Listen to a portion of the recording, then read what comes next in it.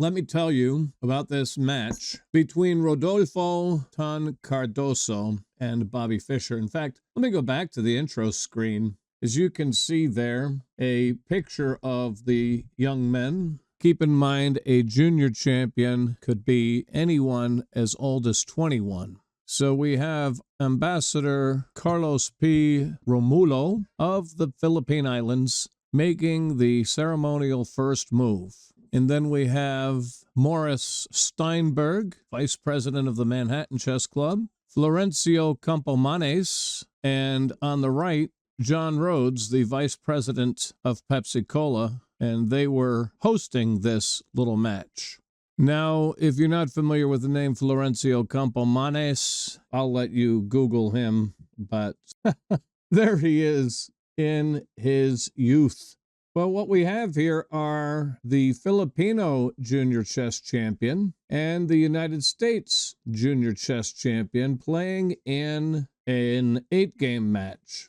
Now, what you may not know about Cardoso, besides the fact that he was Philippine champion in 1958 and 1963, but he also won the Asian Zonal Tournament in 57-58, which made him eligible to become an international master. He also became eligible to play in the Portoros Interzonal Tournament that year. He didn't do too well in the Interzonal, but his game against David Bronstein was a wonderful upset, and it actually kept Bronstein out of the candidates tournament for that year. But as wonderful a victory as it was, Cardoso actually regretted it, because Bronstein was a big hero of his. Now, there's a sportsman right there.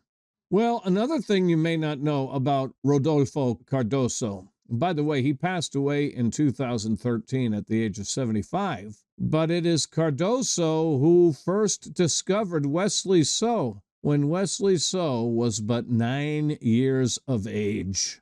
So, quite a discovery indeed. And in this game, we have another Sicilian defense.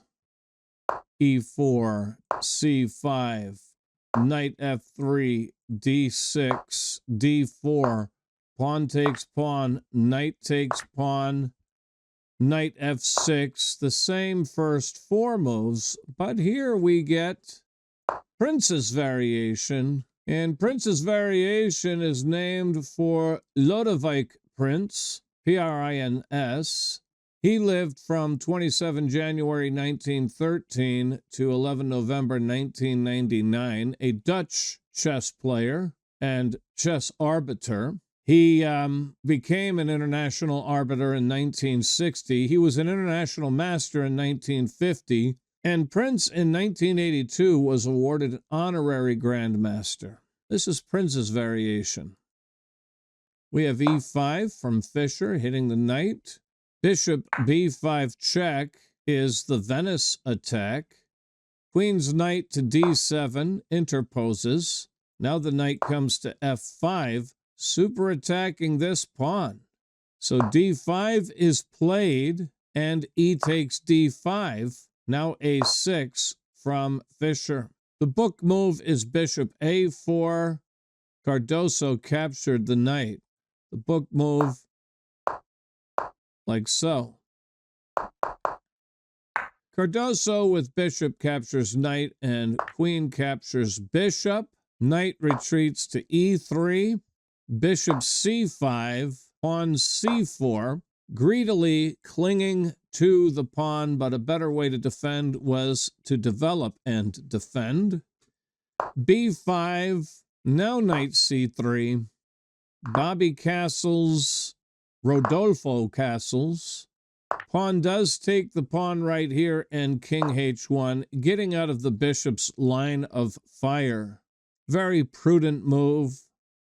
Well, he went ahead and played bishop takes the knight. Not my favorite move in the world because it helps the opponent invade. Bishop takes the bishop. Bishop B7, and we have a super attack on the D-man, attacking 3 times, and it's only twice defended. And as you know, more attackers than defenders means Overpower.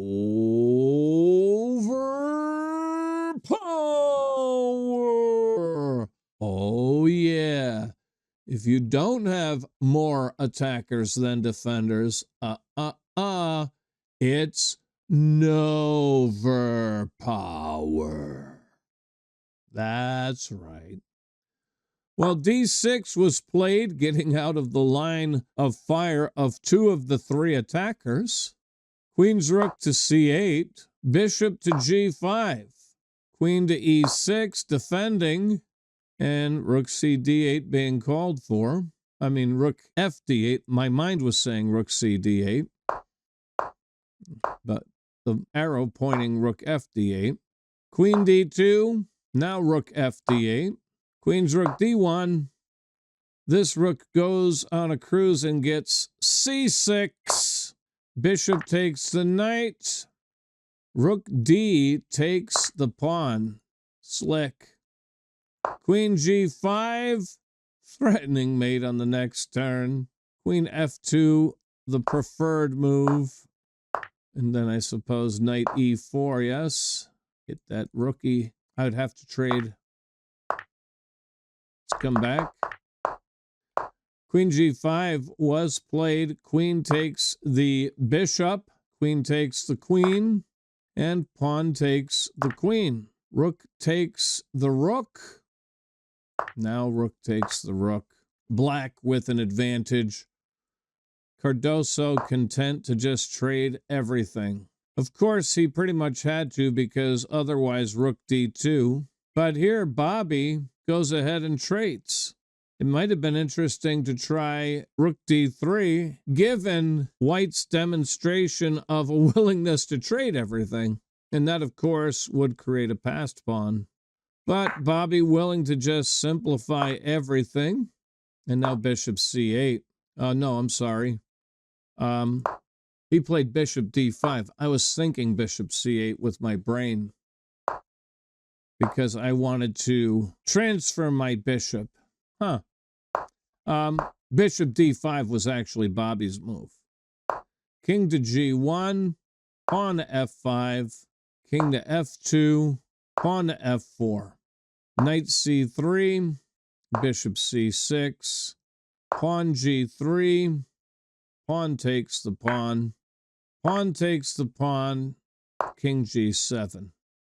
King E3, pawn H5, pawn A3 here, king G6, knight E4.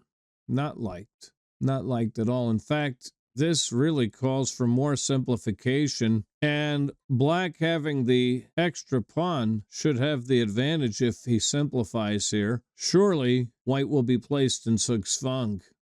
And sure enough, bishop took the knight, and all of a sudden black is winning this very easily. Yeah, a better try apparently is to just play this or some other quiet move, you know, like king F2, for example. Just something that tries to just blockade everything. An ill-fated move there, and now F5 check is glorious. What a glorious move. I really like this move. The temptation is to just hang on to every last scrap of material, and honestly, this should still be winning. Look at the eval bar, even though Ficklebot gives us a big orange question mark. But the point here is you're giving up this pawn so that you can play king G5, and this pawn cannot stop everybody. So we're going to push this one, and then that one will be a passer.